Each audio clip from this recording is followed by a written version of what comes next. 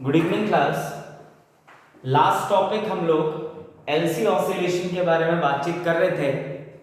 आज हम इससे आगे बढ़ेंगे, मतलब एलसी ऑसिलेशन में ही हम अगला जो टॉपिक है उसको कवर करते हैं। तो write down conservation of energy in LC oscillation. Conservation of energy in LC oscillation। conservation of energy in LC oscillation। ठीक है, अब देखो बेटा, ये जो LC oscillation है ये बेसिकली SHM जैसा मिलता जुलता है, सिंपल हार्मोनिक मोशन जैसा मिलता जुलता है। तो हमने देखा था कि जो हमारे पास इलेक्ट्रोस्टैटिक एनर्जी होती है, electrostatic energy that is UE, ये होती है हमारे पास half Q square by C, half Q square by C। इसी तरीके से जो मैग्नेटिक एनर्जी होती है हमारे पास, magnetic energy that is UB, वो हमारे पास होती है बेटा half LI square, half LI square. ये हो गई हमारी magnetic energy. Electrostatic energy half Q square by C और magnetic energy half LI square. तो अब अगर मान लो कोई रेजिस्टेंस नहीं है, if no resistance is there in inductor, अगर मान लो कोई रेजिस्टेंस नहीं है इंडक्टर का, तो no loss of energy, no loss of energy can takes place. किसी भी तरीके का एनर्जी का लॉस जो है वो नहीं होगा बेटा। तो अब अगर एनर्जी का लॉस नहीं होगा तो किसी इंस्टेंट पे, at any instant, at any instant जो हमारे पास एनर्जी होगी बेटा, total energy, total energy in LC oscillation, LC oscillation वो क्या हो जानी चाहिए बेटा, total energy that is U is equals to UE plus UB। मतलब क्या होना चाहिए बेटा, half Q square by C plus half LI square. ये हमारे पास टोटल एनर्जी हो जानी चाहिए। अब अगर आपको याद हो तो हमने चार्ज की इक्वेशन लिखी है और हमने करंट को लिखा है माइनस dq बाई dt। तो अगर चार्ज की इक्वेशन आपको याद हो तो q is equals to q not और cos omega t, omega not t, q not cos omega not t हमने ये लिखा है। और करंट और चार्ज का आपस में अपोजिट रिलेशन होता है, इसलिए I is equals to minus dq by dt। तो अब अगर करंट की इक्वेशन निकालें तो d over dt q not cos omega not t और साथ में माइनस का साइन यहां चलेगा। तो अब हम सब जानते हैं कि cos का जो डिफरेंशिएशन होता है वो होता है माइनस साइन, तो माइनस और माइनस यहां पे क्या हो जाएगा बेटा, प्लस। तो हमारे पास जो करंट की इक्वेशन आएगी, the equation of current will be, देखो अगर करंट की इक्वेशन देखी जाए तो I इज इक्वल्स टू, आ जाना चाहिए बेटा माइनस और minus plus Q naught omega naught sine omega not t। ये आ गई हमारे पास करंट की इक्वेशन। तो अब मैं क्या करता हूं, टोटल एनर्जी वाले इक्वेशन में इसको डाल देता हूं। तो देखो total energy is equals to है हमारे पास half Q square by C plus half LI square. Q की जगह मैं डालूंगा Q not cos omega not t और I की जगह डालूंगा Q naught omega naught sine omega not t। तो क्या आ जाएगा बेटा, U is equals to half 2C Q square, मतलब Q नॉट स्क्वायर और साथ में cos square omega not square t plus half L, और I की जगह क्या आ जाएगा बेटा, Q not square omega not square sine square omega not t। ये आना चाहिए हमारे पास इस तरीके का इक्वेशन, साइन स्क्वायर। तो U is equals to 1 by 2C Q not square cos square omega not t plus half L Q not square omega not square sine square omega not और साथ में क्या बेटा t। तो अब मैं क्या करता हूं, इसको एग्जीक्यूट करने की कोशिश करता हूं। जैसे कि हम सब जानते हैं बेटा कि जो ओमेगा नॉट होता है हमारे पास, ओमेगा नॉट की अगर बात करें तो ओमेगा नॉट जो होता है वो इक्वल होता है 1/√LC के। तो स्क्वायर है तो ओमेगा नॉट स्क्वायर की जगह क्या लिख सकते हैं, 1/LC। अगर आपको याद हो तो omega not is equals to होता है 1/√LC, जो एंगुलर फ्रीक्वेंसी, रेजोनेट फ्रीक्वेंसी जिसको हमने नाम दिया था।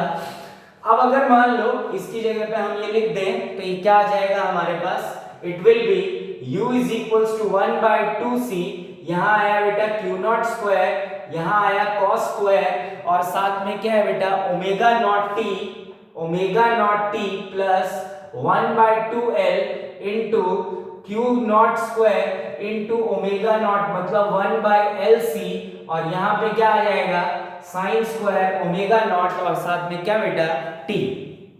क्लियर हो रही है बात सबको? 1/LC, सॉरी यहाँ पे L ऊपर है, मैंने थोड़ा नीचे कर दिया, यहाँ पे L ऊपर आएगा तो ये L। अब देखो L और L तो क्या हो गया बेटा, कैंसिल हो गया। तो अगर L और L कैंसिल हो गया तो हम क्या लिख सकते हैं, u is equals to 1/2c q not square cos square omega not t plus 1/2c q not square sine square omega not, और साथ में क्या बेटा t। अब यहां से कुछ कॉमन निकाल सकते हैं, तो अगर देखा जाए तो 1/2c और q नॉट स्क्वायर क्या आ जाएगा, कॉमन आ जाएगा। तो u is equals to q not square by 2c को कॉमन ले लिया तो अंदर बचा cos square omega not t plus यहां पे क्या आ जाएगा हमारे पास साइन स्क्वायर ओमेगा नॉट, और साथ में क्या बेटा t। तो u is equals to q not square by 2c cos square omega t plus sine square omega t। तो अब देखो cos square theta plus sine square theta क्या होता है 1, तो u इज इक्वल्स टू क्या आ जाएगा बेटा half q not square by c।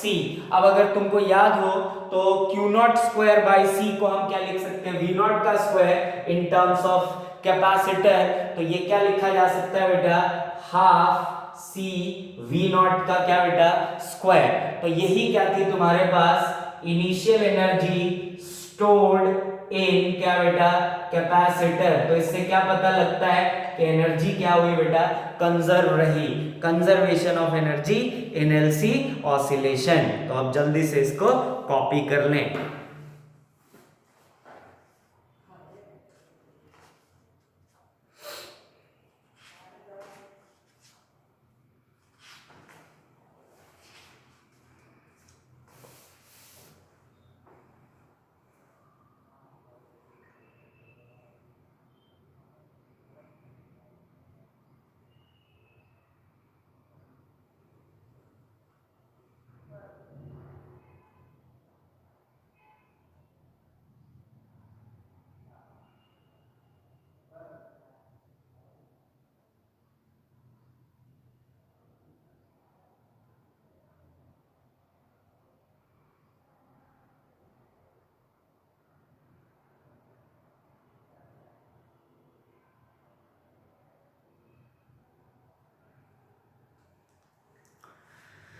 चलो तो अब अगली हेडिंग डालते हैं बेटा, राइट डाउन।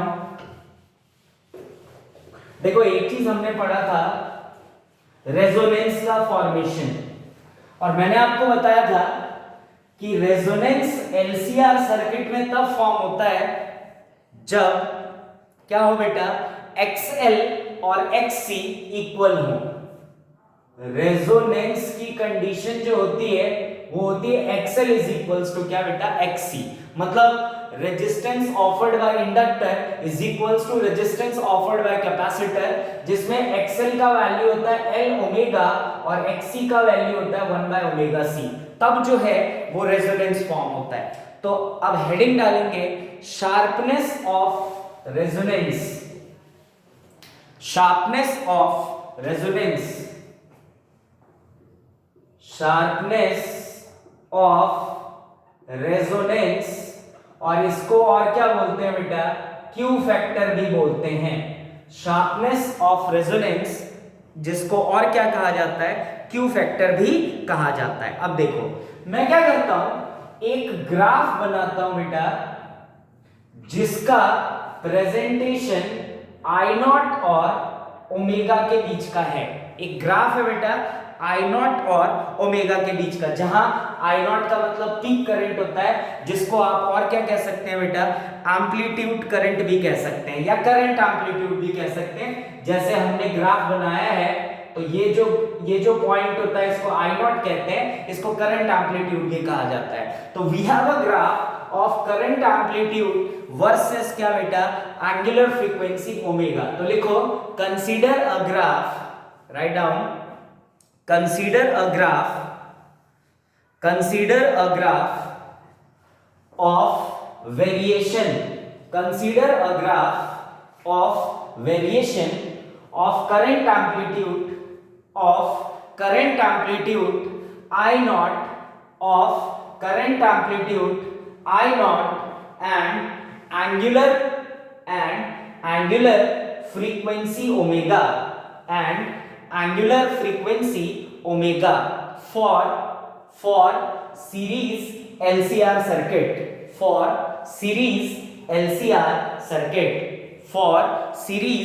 LCR circuit. अब देखो बेटा जो LCR सर्किट है इसका हमने करंट एम्पलीट्यूड और एंगुलर फ्रीक्वेंसी के वेरिएशन में ग्राफ बनाया है। मैं क्या करता हूं, LCR सर्किट में एक तो इंडक्टर हो गया, एक कैपेसिटर हो गया और एक रजिस्टर हो गया, यही होता है हमारा LCR सर्किट। मैं क्या कर रहा हूं बेटा, तीन अलग अलग रजिस्टर की वैल्यू लेता हूं। जैसे मान लो एक रजिस्टर R1 ओम का, फिर दूसरा रजिस्टर R2 ओम का, फिर तीसरा रजिस्टर R3 ओम का। मैंने क्या किया, तीन अलग अलग रजिस्टर लिए। देखो रेजोनेंस का फॉर्मेशन जो होता है वो एक्सल और एक्सी के टर्म में होता है जब ये दोनों इक्वल होते हैं। तो हमको इन दोनों के बारे में नहीं सोचना है, ठीक है, हमको सोचना है रेजिस्टेंस से वेरिएशन कराना पड़ेगा। जब भी LCR सर्किट में बेटा करंट एम्पलीट्यूड और एंगुलर फ्रीक्वेंसी में वेरिएशन आती है तो वो रेजिस्टेंस के वैल्यू के चेंज होने से ही आती है, क्योंकि रेजोनेंस में L और C तो खत्म हो जाता है। उस केस में सर्किट प्योरली रेजिस्टिव सर्किट कहलाता है, मतलब L और C तो सर्किट में कंसीडर ही नहीं किया जाता। इसीलिए जब हम करंट एम्पलीट्यूड और एंगुलर फ्रीक्वेंसी का ग्राफ बनाते हैं फॉर LCR सर्किट, उसमें सिर्फ और सिर्फ रेजिस्टेंस के वेरिएशन पे क्या होता है बेटा, ग्राफ में वेरिएशन आता है। तो लिखो write down, we consider three different values of resistance. We consider three different value of resistance. We consider three different values of resistance. Three different values of resistance. अब अगर आपको याद हो तो रेजोनेट फ्रीक्वेंसी की अगर बात करें तो रेजोनेट फ्रीक्वेंसी जो होता है ओमेगा आर जिसको बोलते हैं, पहले भी लिख चुका हूं, 1/√LC होता है। अब आपको यहां पे दिख रहा होगा बेटा कि इस जो रेजोनेट फ्रीक्वेंसी है इज इंडिपेंडेंट टू रेजिस्टेंस। लिखो write down, the resonate frequency omega R is equals to 1/√LC।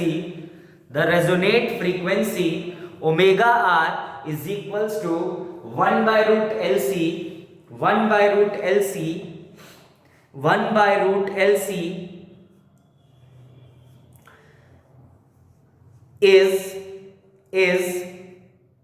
is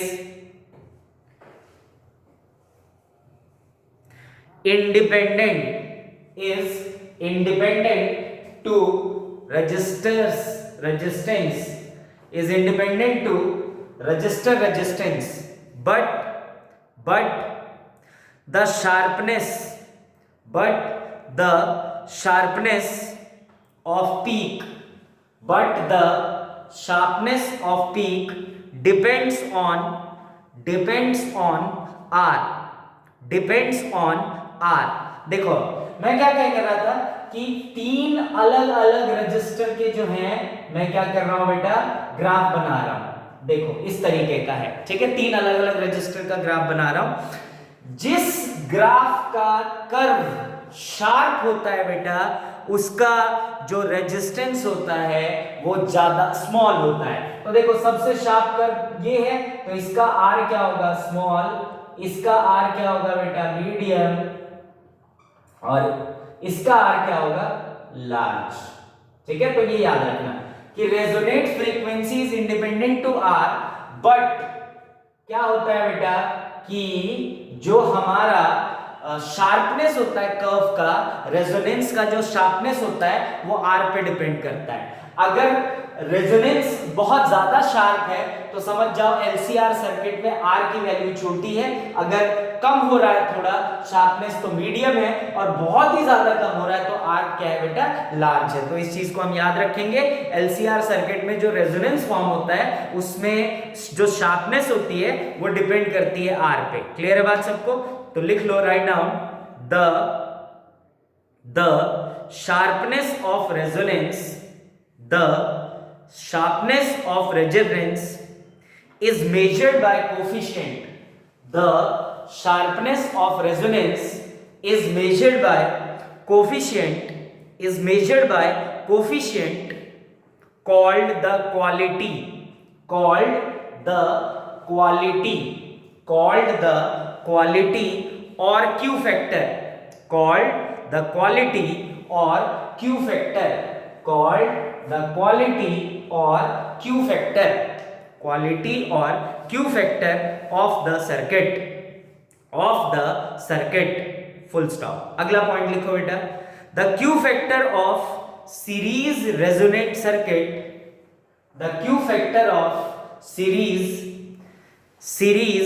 resonate circuit, series resonate circuit is defined as, series resonate circuit is defined as the ratio of resonate frequency, the ratio of resonate frequency to the difference, to the difference, to the difference in two frequencies, in two frequencies, in two frequencies taken on both side, taken on both side of the resonate frequency, taken on both side of the resonate frequency, taken on both side of the resonate frequency, resonate frequency such that